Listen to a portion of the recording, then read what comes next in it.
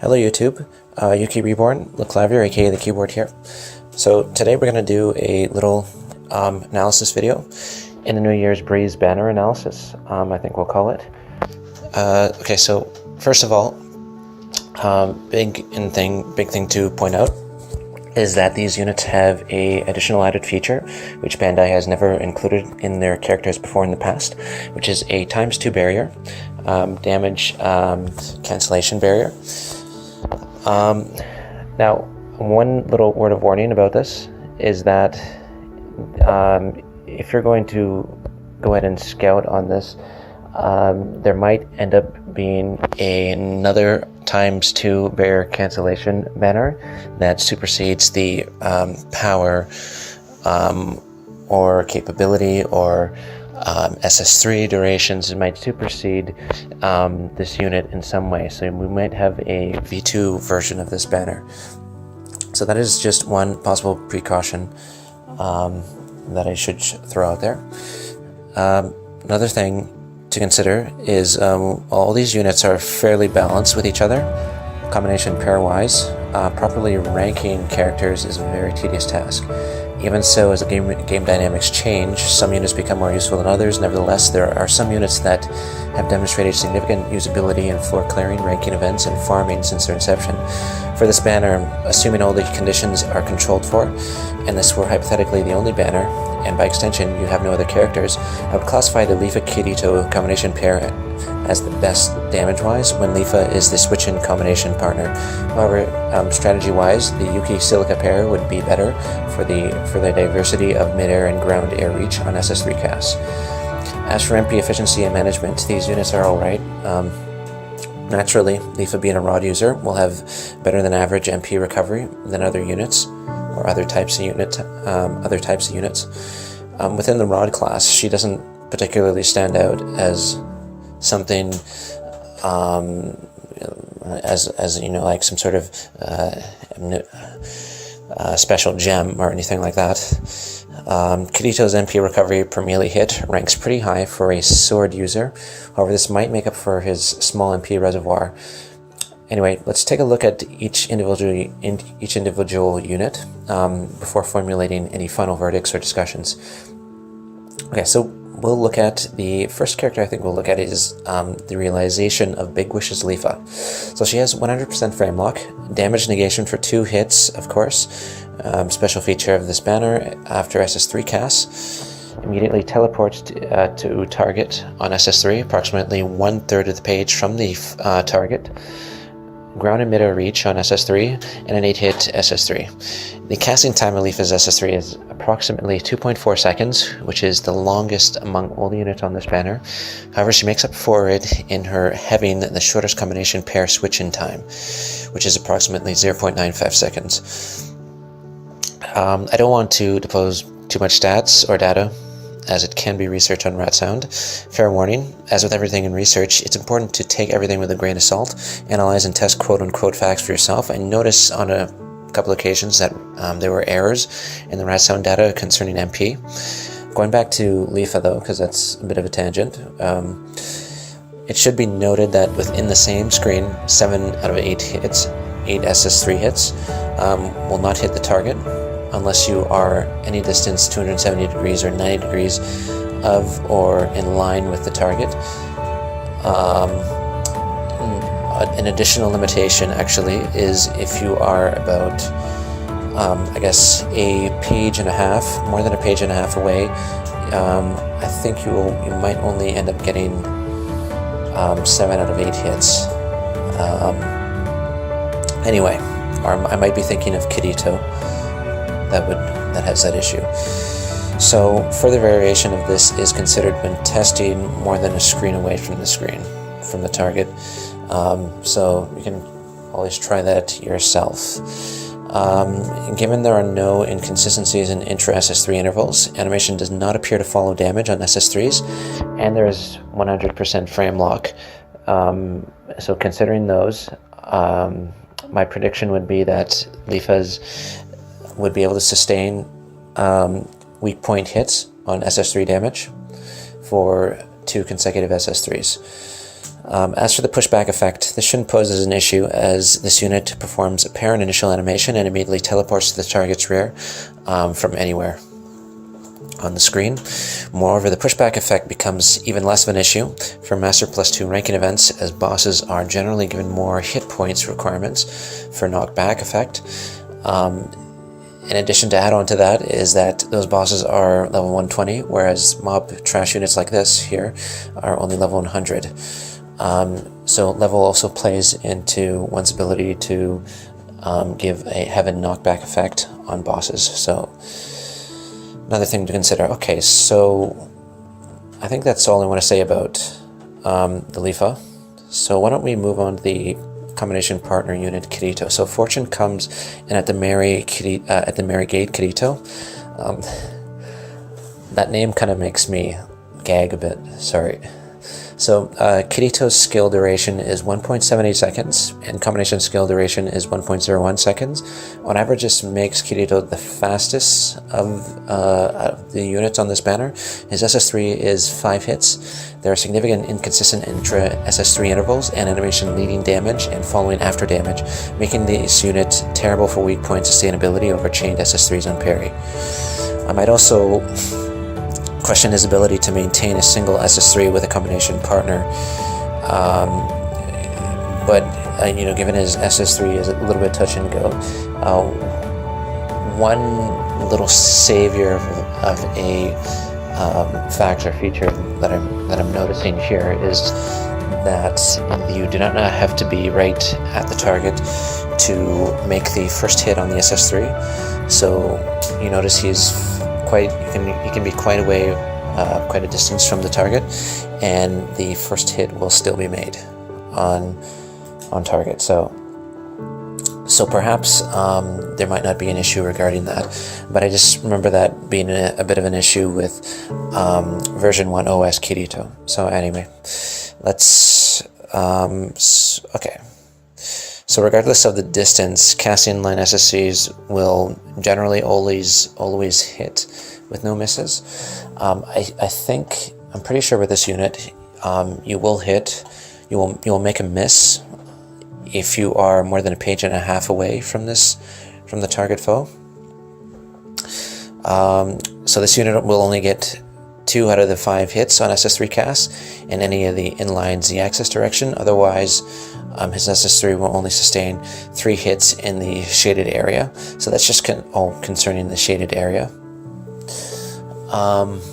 This Kirito should be fairly decent for mob clearing given the inline SS3 damage cast that auto-targets. If it auto-targets multiple targets, I have no idea. While I have Kirito, I don't have him leveled at all, so I can't test it out for myself at the moment. Okay, so let's move on to the next pair. Silica. So Auspicious Blue Sky Silica. I don't know where Bandai gets these names from. I swear, it has to be probably. It's more and more of a main point of amusement of this game is the names that Bandai gives to these characters. So anyway, I'm losing my voice. So this unit doesn't have any teleportation abilities and requires the caster to be right on the top of the target.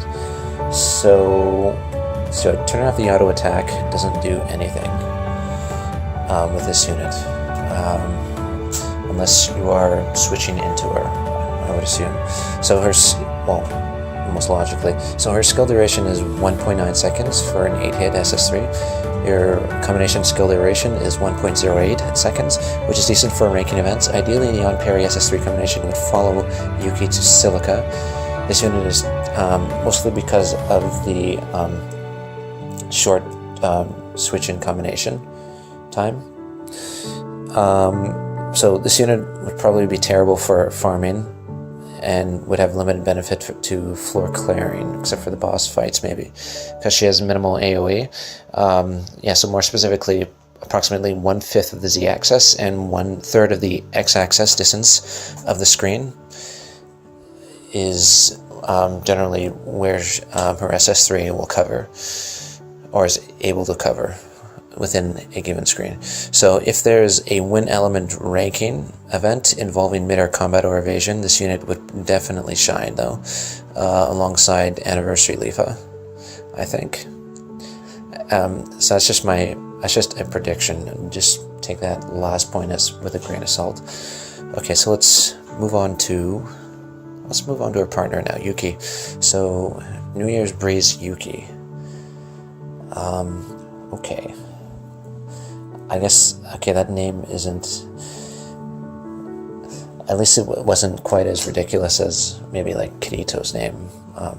Fortune comes in at the merry gate. I mean, okay. So putting Wafu considerations aside, Waifu, I always say Wafu, it's Waifu. Considerations aside, this unit isn't really so special on her own. Her SS3, for the SS3, she teleports behind the target and performs an 8-hit combo. My concern with this is the animation prior to teleporting and inconsistencies for intra SS3 intervals. Specifically, she she'll perform 3 hits of the 5 hits immediately after she teleports, and there will be a slight of an interval, and then she'll do the rest of her 5 hits to make it 8. Because of this and her average damage rating, I would only find her useful when paired with Silica, or if Double Barrier demonstrates great use.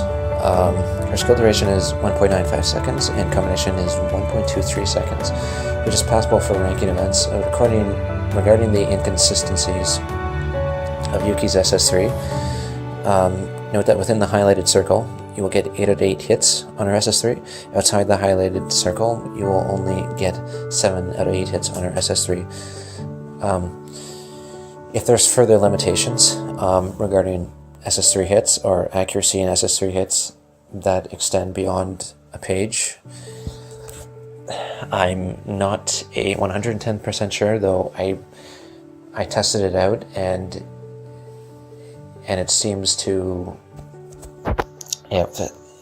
seems to be consistent with the statement I just made. So everything within the circle is 8 out of 8 hit, everything out is not. So looking at the Yuki Silica combination in general, as I mentioned before, the greatest benefit is the Yuki's ground SS3 evasion to the back of the boss and Silica's ground evasion.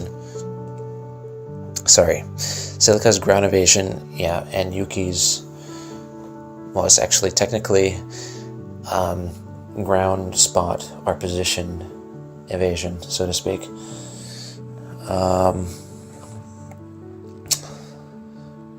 Lastly, this unit appears to have okay AoE, much better than Silica. So that's that. So now I think I just want to go into maybe a couple of general points now. So in extension to what I mentioned above it or at the beginning, so just wrap up with some general pros, cons, thoughts, and usage for these units. So general pros, aside from the Sports Asta and Sports Yui's DPS combination pair DPS of Lifa and Kirito is second to none when all SS3 hits are made. So just for the Lifa and Kirito. Aside from Made Lifa, SF Lifa, and Sports units, this banner sets a standard for win element SS3 duration, thus giving credence to the demand of this unit for ranking events. Strategy-wise, scouting this banner is highly advisable for those that do not have 2-star, 2 5-star win element units with animations not following damage and consistent intra SS3 intervals. To name 2 older units off the top of my head, I would probably say Sports Yui and the blade facing the feeling Lifa, or Anniversary Lifa. People call her A Lifa. So general cons, there's no demonstrated need for 2 damage cancelling barriers. The only need that I can recall off of memory is for instance, the Popstar ranking event. There is forms of variations of the Gleam Eyes, in which he will do I think it's a 5-hit combo, 2 hits non-parries, followed by 3 on parryable hits. And so that could possibly be of use there. Otherwise, I haven't really seen an extreme need for that, an additional barrier. Although a barrier is definitely something beneficial in this game. You definitely need a barrier unit. So SS3 animation ends also. Another con is SS3 animation ends at the time of their respective damage, not following units to initiate a melee combo concurrently with SS3s, with one exception being Leafa. Given the weapon types, MP regeneration rating on melee hits, and max potential MP, 4 SS3s are hardly viable for MLB for significantly assuming usage of one of these units as your bread and butter. Actually, that didn't make any sense what I just said. So what I'm trying to say is that if you are trying to MLB these units on MP, it's probably not going to be a great of any benefit of use. Having 4 SS3s at the ready, it just doesn't help unless it's a stun unit. It's just mostly given the amount of resistance that Bandai has added to units, so it would not be, so the trade-off wouldn't be good if you were to MLB on MP as opposed to damage or attack and crit. You'll get more bang for your buck on attack and crit than you would for MLB on MP. Even assuming that one of these units, you were to use them, they fit in as a bread and butter unit for your party. So, what else can I say about this? So when Kirito gets to 2 out of 3 hits on his SS3, Leafa gets to 7 out of 8 hits on her SS3, and Yuki gets 7 out of 8 hits on her SS3. The damage is approximately marginally below that of Healing Beauty Asuna, and DPS is approximately marginally below that of the blade facing the Feeling Leafa. So since the aforementioned units fall within the current power creep time frame, I would consider the misses on SS3s to be negligible, just based on that alone. However, you can decide for yourself. Overall, for me, and given the units that I have, Realization, Big Wishes, Leafa, and Fortune in at the Marigate Kirito are most ideal, specifically Kirito. I've already attempted the 125 memory diamonds rate up scout and Argo, so so if you only have 1 5-star win unit or less, it can't hurt to scout on the rate up. However, I would wait until we're closer to January 24th before making a definite decision on scouting for step up, in case there's a sequel to this particular banner only. My recommendation for this ranking event whales, so people like to whale quite a bit, would be to go for the Kirito and Leafa pair, only if you do not have the Sports Yui and Sports Asuna pair. Skill combination duration is lowest and damage is highest between these two on the banner, and especially when the pattern is Kirito to Leafa. So since there aren't any inconsistencies for the intra-SS3 interval durations, and animations don't appear to follow damage for Leafa, weak point damage should be sustainable through on parry SS3 patterns, such as Kirito, for instance, Kirito to Leafa, then Leafa to Leafa, and then Leafa to Kirito. So Kirito, Leafa, Leafa, Kirito. Personally, I will not be further scouting from this banner, since my units already significantly supersede any need on all accounts, and that's considering lacking of wind element units, skill duration, combination skill duration, DPS, damage, MP management, animation, and ETC. Though, like I said before, Kirito can be of some use. I can still see in how I can compensate for how I would use him if I were to use him. But anyway, so the only unit that I might, okay, so let's just, so lastly, another thing to keep in mind is everyone's situation is different. So some people are lacking win units for ranking events or floor clearing, or units for floor clearing and farming. Then there's those that are lacking barrier units. I would say it's a necessity to have at least one barrier unit, especially after the ranking event we just had. So if you don't have any barrier units, I would 110% say, definitely go for this banner.